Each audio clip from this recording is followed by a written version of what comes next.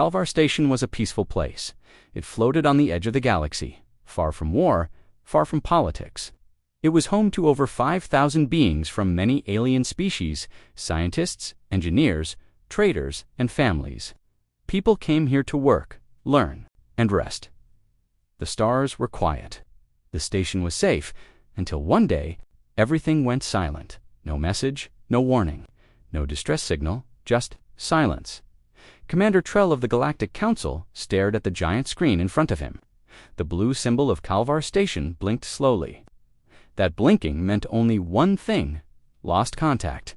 "This can't be," Trell whispered. "Calvar has 3 emergency systems. All failing at once is impossible." Beside him, Admiral Kor, a strong insectoid leader, shook his head. "We sent a message 2 days ago. No reply. Then yesterday the backup signal went dark. We've tried everything."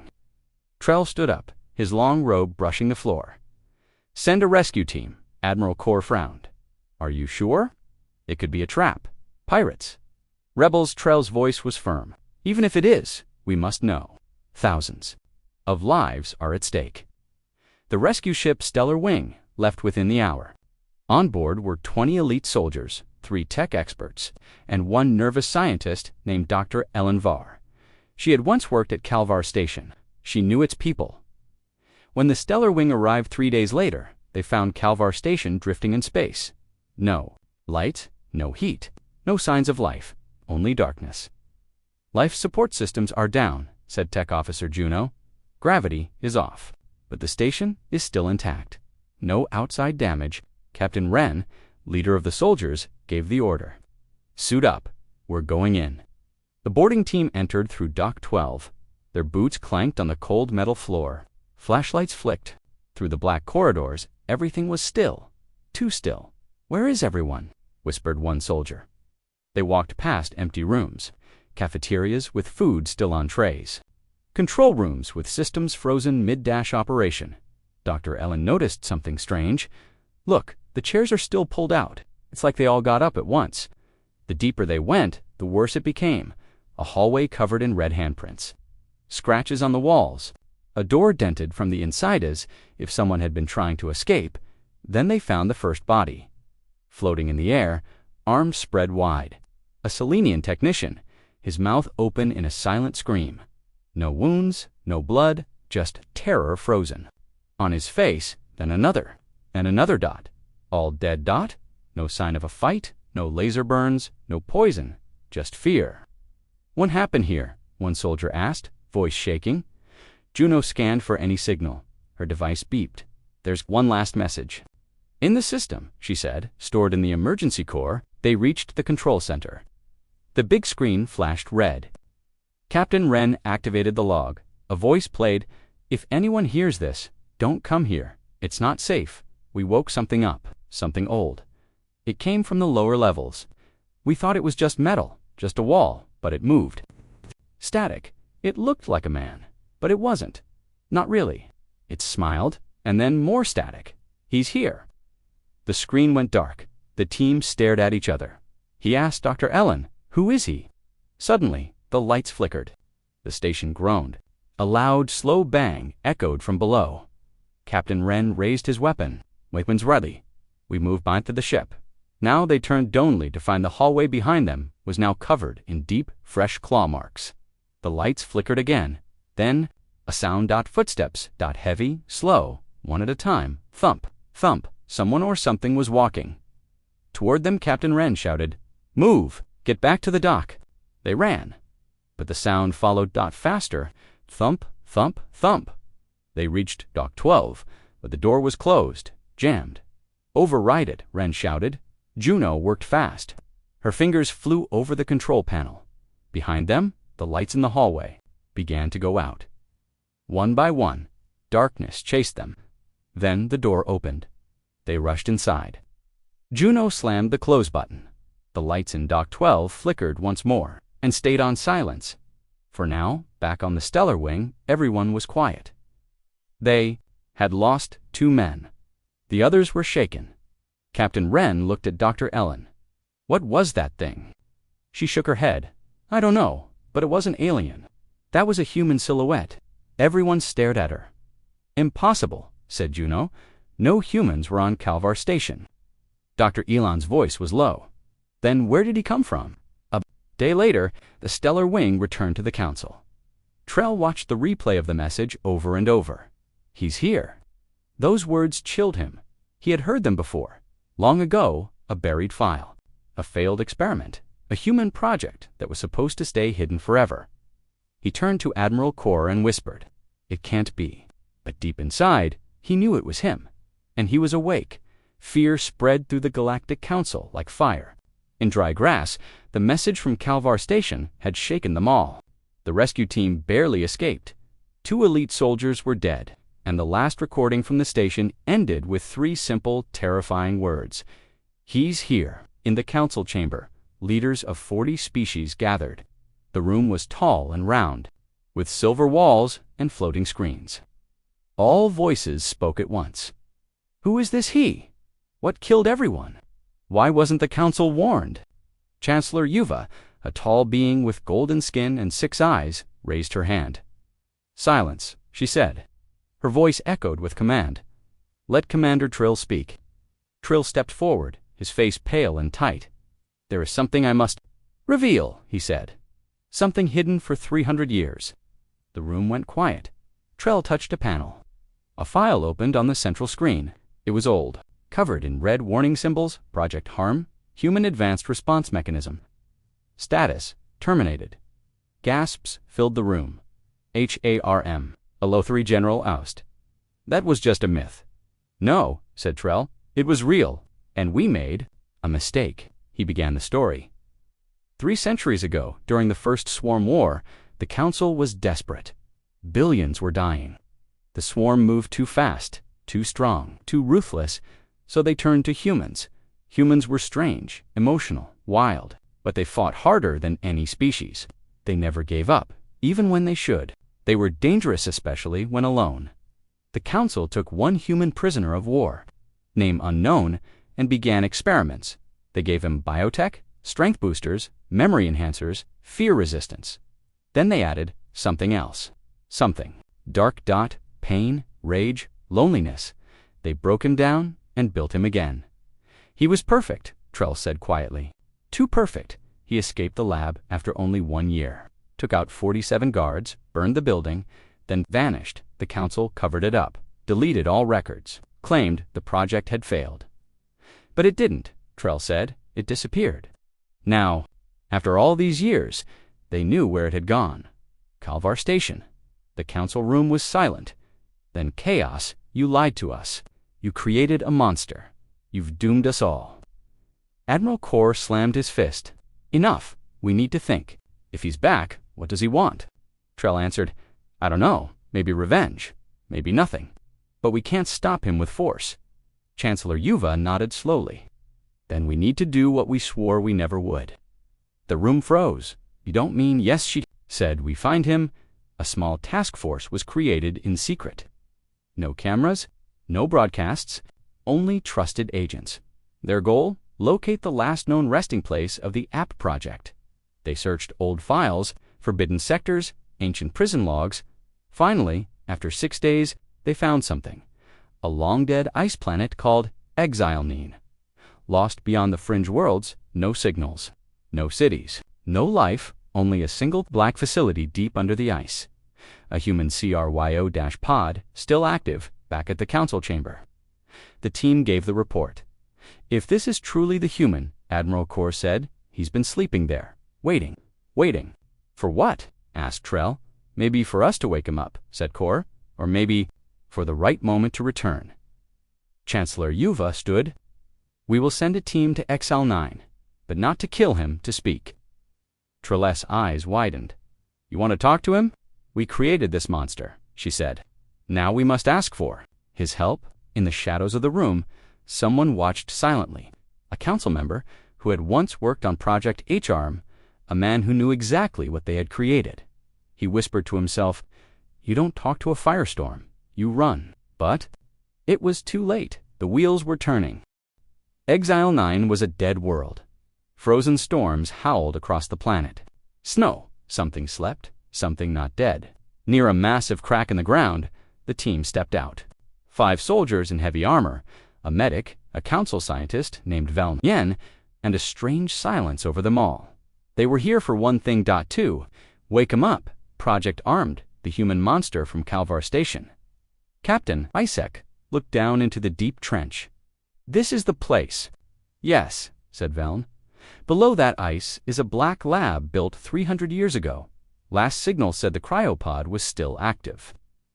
The soldiers began cutting through the frozen rock. As they worked, one of them whispered, "Why would we bring him?" Back we saw what happened on Calvar. Captain Ryzek didn't answer, because he had the same question. But orders were orders. After hours of drilling, they reached the lab. It was quiet, cold metal walls, frost on every surface. Red lights blinking. Weakly. The door opened with a loud hiss. Inside. At the center of the room was a cryochamber. Black steel. Thick tubes ran into the walls, and inside, a man. He was tall, muscular, wires connected to his spine. A long scar ran across his chest. He looked like a warrior, but not a normal one. His eyes were closed. His fists were clenched. His breathing was trained in every weapon. Enhanced with pain resistance, speed, strength, and fear suppression. He is not just a soldier. What if he wakes up and attacks? He won't, Velner replied. Not unless he wants to. They powered the chamber. Lights flashed. The cryoliquid began to drain. The man inside opened his eyes. Everyone froze. He didn't speak. He just looked around, slowly, like he was remembering everything. Then his voice came. Low. Cold, who called me? No one answered, so Wrath stepped out. He didn't fall, didn't stumble. No, I'm a scientist. I came to talk. Wrath tilted his head. You woke me for conversation? We need your help, Veln said. There's a threat. The swarm has returned. Wrath's expression didn't change. I don't work for the council. Captain Ryzek raised his gun. You will now? He was behind the captain. Ryzek didn't even see him move. Wrath whispered, That's not how this works. Then stepped back. The soldiers looked terrified. Veln spoke quickly. We don't want to control you. Just talk, please. Wrath looked at the frost-covered walls. Talk, he said, is cheap. The council betrayed me once. Locked me in ice. Used me lead. Velny nodded. Yes, and they're scared now. Scared of what's coming. Scared of you. But also, hoping you'll help. Wrath smiled. It was not a warm smile. He walked past them and picked up a piece of old armor from a nearby locker. Human military gear. Black and red. He wore it like it was part of him. Then he looked at Veln. I'll help, he said. Everyone exhaled, but only on one condition. Veln nodded. Name it. Wrath's eyes turned cold. No orders, no rules, no leash. I choose how I fight. Veln hesitated, then nodded, agreed.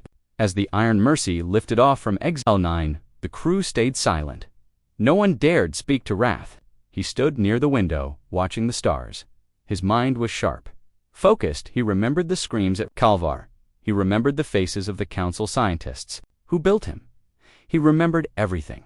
And now? Trell watched the live feed. Wrath had returned. Chancellor Yuva whispered, We've brought the fire to fight the storm. Trell replied softly, Let's hope it doesn't burn us all. Uneasy, he didn't bow, didn't speak first, just stood there. Like he was deciding who to kill first. Chancellor Yuva finally spoke. Wrath of Earth, we thank you for coming. I didn't come for thanks, Wrath replied. I came to make my terms clear. Trell stepped forward. We are in crisis. We believe they were behind the Calvar Station attack. Wrath's face didn't change. I already know. Admiral Kor narrowed his eyes. How? Wrath looked at him. Because I've been watching. The room fell silent. You think I was asleep all these years? He asked. I was waiting. My mind was awake, listening, processing, learning. He stepped closer. I heard everything. The wars, the lies, the way you hid, what you did to me. Yuva stood tall. The past cannot be changed, but the present can. We need your help, your skills. Wrath's voice was sharp. You don't want my skills? You want my violence. No one argued. He raised one hand and pointed at the giant screen behind them, showing a map of the galaxy. You've built a shiny empire, but it's soft. Your soldiers are trained to follow orders, not to win. You need something you're too afraid to become? He smiled. You need me? Trell spoke carefully. Then tell us your terms. Wrath's smile faded. 1. I do not take orders. I choose the missions. I choose the targets. I don't wear your colors. I don't follow your laws. 3. If anyone tries to control me, I disappear, or worse. Yuva and Trell shared a look. They didn't like it, but they had no choice. Yes, Yuva said. Agreed. Wrath nodded once. Then I'll begin with the source of the infection. Admiral Kor frowned. Which source? The hive nest on Traken 5, Wrath said. It's where the swarm breeds. You've hit it before, but never hard enough. I'll go alone. Ship was small, fast, built for stealth. He had modified it himself. No AI, no help. Just old human tech and raw power. Inside, he checked his gear. Old knives, a magnetic rifle, a thermal bomb, and one memory chip filled with old Earth music. He slid the chip into his helmet. A low beat started to play heavy drums, mixed with snakes, fast, deadly, and always hungry. The swarm's hive was a massive black tower rising from the ground, covered in bones, goo, and organic metal. Wrath stepped out of his ship alone. The first swarmlings came running. He moved like lightning. His rifle barked. 1, 2, 3 dead. He rolled forward, stabbed one in the neck, crushed another with his boot. He was silent, precise, cold. The swarm screamed. More came, dozens, then hundreds. Wrath kept going. His armor was torn. Blood splashed across his face, but it wasn't his dot. He reached the hive wall, set the thermal bomb, and waited until he heard it. A screech. The queen had arrived. 10 meters tall, wings of bone, eyes that burned. She roared at him. Wrath didn't blink. Remember me, don't you? He said. She lunged. He jumped, climbed onto her back, slashed through the soft joints of her wings. She screamed. Blind without their queen, Wrath walked through the flames. His armor scorched, his face calm. Back on his ship, he sent a message to the council. Traken 5 hive destroyed. Then he cut the feed. Back in the council chamber, the leaders watched the footage in shock. Did it alone? Trell whispered. One man. Yuve's face was pale. He's not a man, he's something else. Trell said nothing, because deep down he knew the galaxy might survive the swarm, but it might not survive Wrath. The fires of Traken 5 still burned. Black smoke rose high into the sky. Ash covered the ground like snow. The swarm was broken, confusedly. Their queen was dead, and the one who killed her walked calmly through the flames. Wrath alone, bleeding, but not afraid. Back on his ship, Wrath sat in silence. His hands were cut, his armor damaged, his eyes calm. He cleaned his blades with an old cloth, then turned on the ship's comm system. Not to talk, to listen. And there it was. Whispers. Zarketh signals. Fast, chaotic. A new hive queen was rising. Of course, Wrath muttered. Cut off one head, another grows. But this time he wouldn't. Wait for the council. He would go deeper to the real hive. Meanwhile, the council was celebrating. Chancellor Yuva stood before a large crowd. News of Traken 5's destruction had spread across the galaxy. Billions cheered. Cities lit fireworks. Soldiers saluted screens showing Wrath's footage. Thanks to our united power. Yuva lied. We have struck a great blow against the swarm. The council knew the truth. It wasn't their power, it was his. Trell sat alone in his office, watching Wrath's helmet footage again. Over and over, Wrath fought like no other being in the galaxy. Fast, brutal, smart, and completely in control. 2. In control, Admiral Kor entered. We should bring him in. Trell frowned. For what? A medal? No, Kor said coldly. A cage? Trell shook his head. He won't come willingly. And if we try to stop him, we'll lose more than a war, Kor finished. On a hidden moon near swarm space, Wrath landed again. This was no outpost. It was a nest, massive, alive, built into the rock, pulsing with energy. And down there, something worse than a Queen Hive core. The mind that linked them all, Wrath loaded his rifle. This ends today. Inside the nest, the walls were wet, breathing, moving. Hundreds of swarm creatures crawled across the tunnels, claws clicking, mouths drooling, but Wrath was already inside. He moved like a ghost, silent and deadly. He placed charges on key tunnels, took out guards with blades and silent rounds. Every step was war, every breath focused. He reached the lower chambers, then stopped. There it was, a room of light, blue and green energy pulsing from the walls. In the center an orb, floating, alive, the hive core. It had no eyes, no voice, but it spoke not with sound, but with thought.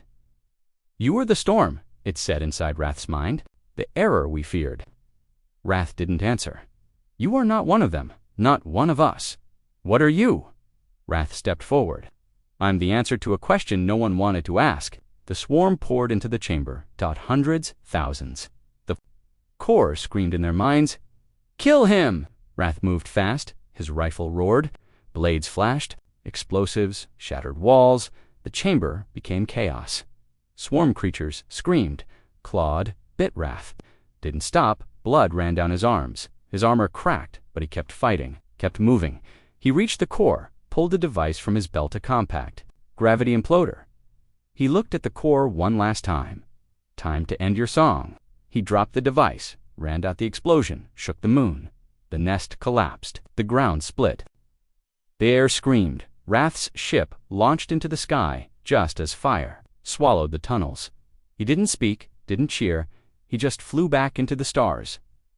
Back at the council, alarms rang out. Swarm activity across 12 systems suddenly stopped, entire. Fleets went dark. Attacks ended mid-strike. Colonies once under siege now stood untouched. It was like the enemy had forgotten how to move. Trell read the report aloud. "Hive core, destroyed." Admiral Core's face turned pale. "One man did this," he whispered. Yuva didn't speak. She stared at the screen. Question no one wanted to say out loud. What happens when that man turns on us? The galaxy was quiet. No more screaming colonies, no more swarm attacks, no more cries for help. For the first time in years, the council breathed easy. Planets began to rebuild. Trade routes reopened. People danced in the streets. The war was not over, but the tide had turned because of one man, because of Wrath. But peace brought a new fear, not from the swarm, from the human who had done what entire fleets could not dot in a dark chamber on the council's high station. The leaders gathered in secret. Trell stood at the center of the room. Wrath has crippled the swarm in 3 sectors. Every action he takes weakens our enemy. Admiral Core didn't look impressed and strengthens himself. Others nodded. He acts without orders. He destroyed an entire moon without permission. He answers to no one. Trell raised his voice. And yet, he's saving us. Chancellor Yuva stared at the ceiling. Yes, but for how long? Meanwhile, on a jungle-covered planet called Rocks, Wrath sat alone. He wasn't hiding, he was waiting. He had intercepted swarm signals weak, confused like static. Somewhere, a small nest remained. He would crush it soon, but first, he had visitors. 3 ships landed nearby. Council ships. Wrath stood as a group of delegates approached. They didn't send soldiers this time. They sent speakers, ambassadors, and one tall woman named Vice-Chancellor Ron's smooth voice. Calm hands, practiced. Smiles, she bowed slightly. "Wrath, the council thanks you." "I don't want thanks," he said. "We know," she replied. "We want peace." Wrath raised an eyebrow. "Peace? With who? With you?" Ron chose her words carefully. "The people are beginning to worship you. Children wear masks, shaped like your helmet. Soldiers ask, what would Wrath do?" "Let them," Wrath said. "It's dangerous," she said. "You are becoming more than a symbol. You are becoming a question." He stepped closer, then answer it. She paused. "Are you our ally or our master?" Wrath didn't smile. He looked past her, into the trees. Finally, he said, "I am not your master. I hate politics. But you are not our ally either," she said softly. "I don't need to be," he replied, "because I do what needs to be done, and you debate while worlds burn." She nodded slowly, and when the war is over, Wrath looked her in the eye. Back on the council station, Ron gave her report. He's not planning to take power, not yet. Kor was furious. We can't wait for yet. Chancellor Yuva stood up. Then speak clearly. What are you saying? We must make a choice, Kor said. Either we turn Wrath into a true ally, or we remove him. The room froze. Trell spoke carefully. You want to kill the only thing keeping the swarm away? If we wait too long, Kor growled, he won't be killable. On Delvrak's, Wrath walked alone through the jungle. He had heard every word of the council meeting. He had planted a small listening device on Rand's robes, the same kind the council once used on him. He stopped under a tree, closed his eyes, and spoke quietly to himself. They never learn. Later that night, Wrath stood on a hilltop overlooking his ship. He touched a button on his wrist device. Dozens of encrypted files appeared. Names, faces, locations, council, secrets, old ones, dangerous ones, projects like HAR, Forgotten, buried. He read through them in silence, then whispered, if they see me as a monster, I'll show them why they're afraid of the dark. In the shadows of the galaxy, a storm was coming, not from the swarm, but from within, because the question was no longer can we trust Wrath, it was, can we survive him? Space was calm above Delvrax, but Wrath felt it in his bones. Something was coming. He stood on the hill where he had last spoken to the council's envoy. His ship was ready, his weapons checked, his mind silent but sharp. Above him, a single starship broke through the clouds, sleek, fast, military-grade council design. Wrath didn't smile. He had expected this. Inside the ship, Admiral Kor watched the scanners. Target is alone, said the pilot. No backup, no defenses visible. Kor nodded. Deploy the strike unit. Do it fast. He must not escape. 30 black-armored soldiers dropped from the ship, elite assassins, trained to kill anything even, something like Wrath. Their mission was clear, eliminate the human. The soldiers landed quietly in the jungle. They moved like shadows. Stealth gear, active, scanners locked on Wrath's position. They surrounded him. The lead soldier raised his weapon, target locked, ready to fire. But then his screen went black dot, static dot, all there comes failed at once. And a voice came through the darkness, not over radio, just in their ears. You shouldn't have come. The first explosion tore through the trees, 2 soldiers down. Then a blur moved between them, fast, brutal, unstoppable. One screamed before his throat was cut. Another fell as a knife pierced his visor. Where is he? Someone shouted. Wrath's voice answered from behind. Everywhere. The fight lasted less than 4 minutes. Wrath stood among broken bodies and burning leaves. Only one soldier was left on his knees, wounded and shaking. Please, he whispered. I was just following orders. Wrath looked down at him, turned away. Go back to your masters. Tell them this. I gave them one chance. He walked into the trees. The survivor ran. Back on the council station, the room was filled with panic. He survived. 30 elite operatives. He let one live on purpose. Admiral Kor slammed the table. We should have used a fleet. Chancellor Yuva was silent. Trell stood up slowly. He knew we would come for him, he said. He wanted US 2. Ron entered, pale and shaken. We've just received a message. From Wrath himself? Play it, Yuva said. The message played on the big screen. Wrath appeared blood on his armor, but his voice calm. You tried to kill me. Again. You failed. Again. He leaned forward. This isn't about trust anymore. This is about truth. The screen shifted. Dozens of files appeared. Council secrets, hidden war crimes, failed experiments, secret prisons, forgotten species. You built your empire on lies, Wrath said. Now the galaxy will see who the real monsters are. Transmission ended. Trill turned slowly toward the others. We've betrayed him twice, he said. Ron whispered, he won't give us a third chance. Admiral Kor shouted, he's declared war. Chancellor Yuva nodded grimly. No, she said, he's declared judgment. Across the stars, Wrath's message spread like fire. Colonies broadcast it on every screen. Soldiers threw down their council. Flags. Old allies turned silent. The truth was out. Wrath wasn't just a weapon anymore. He was a warning, and the galaxy was listening. The council was breaking. Worlds were leaving. Fleets were splitting. Protests filled city streets across dozens of systems, and in every crowd, someone wore a black mask shaped like Wrath's face. He had become more than a man. He had become a symbol of truth, of fire, of fear. Inside the High Council chamber, silence filled the air. No one celebrated anymore. No one smiled. Only one question remained. Would Wrath come for them, or the whole galaxy? Admiral Kor stood by the window, watching warships gather around the station. We must strike first. He's building a force. Trell shook his head. He's not building an army. Kor turned. What then? Trell spoke quietly. He's becoming something worse. Meanwhile, above the ruined world of Kalen Prime, a massive black ship appeared, unlike anything the galaxy had seen. Old Earth metal fused with stolen tech from fallen swarm hives. It floated like a ghost, silent, deadly. Its name burned into the hull, Judgment. And at the center of the ship stood Wrath. Inside the war room, Wrath watched systems fall into chaos. He hadn't lifted a finger in days, just a few messages, just the truth, and that had been enough. But now, it was time to finish it, time to face the ones who built him. He sent one final message to the Council. This is not revenge, this is correction. Prepare. The Council's defense fleet formed above their capital world. 100 ships, plasma cannons, elite squadrons, waiting, watching, scanning.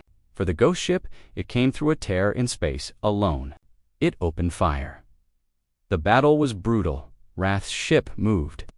Like no other, shield-hardened, swarm-adapted. His weapons hit weak points the Council didn't know existed because he had designed them. Every hit crippled a system. Every strike was planned. One by one, the Council's ships fell. Some surrendered, some turned on their own. Within 20 minutes, the fleet was gone. The Council station stood helpless. Inside chaos, you said this couldn't happen. Where are our allies? He's here. Suddenly dash silence. Every screen in the chamber went black dot, then lit up dot with Wrath's face. Was not angry. He was calm, focused, and deadly. You had your chance, he said. You betrayed your people. You used me. Then you tried to silence me. He paused. Now your time is over. Doors exploded open. Wrath entered.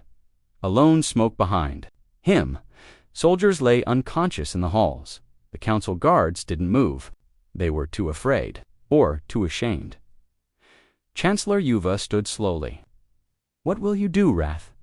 He stared at her, then spoke. Something different. He didn't kill anyone. He didn't destroy the Council. He dismantled it. One law at a time.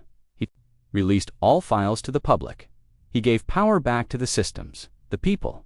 He made a new message. I don't want your throne. I just want you to never need another Wrath again. Months passed, the Council was gone, replaced by a new union of free planets, no rulers. Just voices dot the war with the swarm, ended quietly what was left of them, scattered and broken, and Wrath, he disappeared. Some say he died, some say he walks among the stars, watching. But everyone remembers one thing. When the galaxy was trapped and helpless, they turned to the one monster they feared, a human dot, and he saved them, not with kindness, not with peace, but with fire.